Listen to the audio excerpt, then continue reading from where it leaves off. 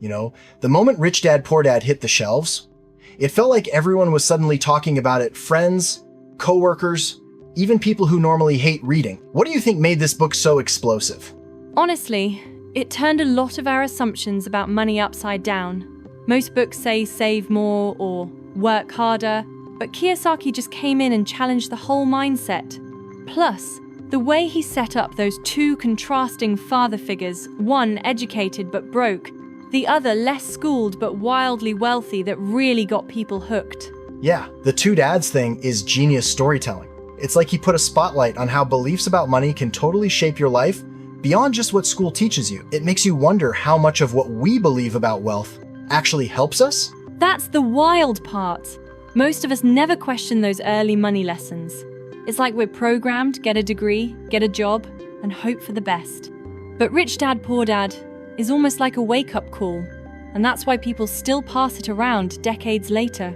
Thinking back, it's wild that one dad was a PhD who still struggled financially, while the other never finished middle school but became super wealthy. That really messes with the idea that more education automatically means more money. It threw me off too. I mean, we're all told to chase degrees, but Rich Dad focused on financial intelligence, not just academic smarts. Like, he literally said, "Don't work for money, make money work for you." That's a complete flip from what most of us hear growing up. And the difference in their sayings was so striking too. Poor Dad would say, "I can't buy it," which just shut down the conversation, while Rich Dad insisted, "How can I buy it?" pushing him to look for solutions instead of hitting a mental wall. Exactly. That one tiny shift from giving up to asking a question really pushes your brain to get creative. It's such a simple trick, but it changes everything about the way you see money and opportunities. It's stuck with me ever since I read it. That idea of the rat race really hit home for me. It's almost like a treadmill work. Buy, pay bills, repeat. Did you ever find yourself stuck in that cycle before you read the book? Absolutely. And I think most people have. It's so easy to get excited about your paycheck, then spend it on new stuff, cars, gadgets, whatever, and suddenly you're tied down by EMIs and bills. The fear of missing a payment just keeps you coming back to the grind, month after month. And then you blink and realize you're just working for money, not building anything for yourself. Kiyosaki's whole point was to flip that, stop working for money, and start putting your money to work.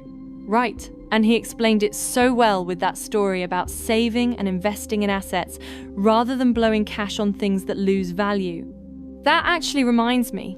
His examples made it clear how people can spend decades working hard and still never get ahead if they never break out of that cycle. Let's talk about that one lesson everyone remembers. Knowing the difference between assets and liabilities. It's weird, but I'd never really thought about it before reading the book. Had you? Not really. I always thought a house or a car was just an asset by default. But the way Kiyosaki broke it down, assets put money in your pocket, liabilities take money out, suddenly it all made sense. That example with Ramesh buying land and Suresh buying a car really drove it home. Yeah, after a few years, one's watching his investments grow and the other's stuck with a car that's worth next to nothing. It's such a simple comparison, but it's almost like we're conditioned to want liabilities because they feel good in the moment. That's the trap. Most families work so hard just to accumulate stuff that actually drains their wealth. It's heartbreaking, really, because with just a little shift in knowledge, you can start building a completely different future. I wish schools would teach this kind of thing. On that note, I've always been curious when Kiyosaki talks about minding your own business, he doesn't mean ignoring people, right? Not at all. He means keep your job if you want, but start building your wealth column on the side.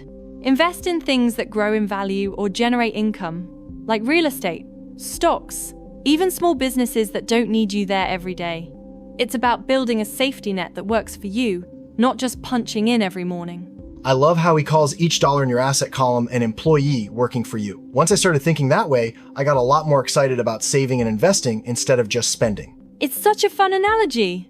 And he points out, rich people buy luxuries last, after their assets are built up.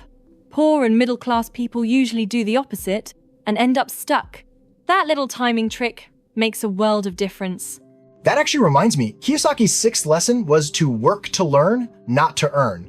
It's a tough pill to swallow in a world obsessed with salaries. Why do you think that lesson matters so much? Because skills outlast paychecks. He used that McDonald's example so many people can cook better, but McDonald's wins because it knows systems and business.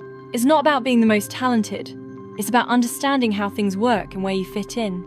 And when you focus on learning, not just earning, you build the toolkit to spot opportunities, take risks confidently, and avoid getting trapped in one job forever. It's almost like you're future-proofing yourself. Exactly. The more you know, the more doors open up. The book's real magic is making people rethink what kind of learning really pays off, and it's not always found in a classroom. Before we wrap up, there's one bonus point from the book I can't leave out. The 3 types of income: earned, passive, and portfolio.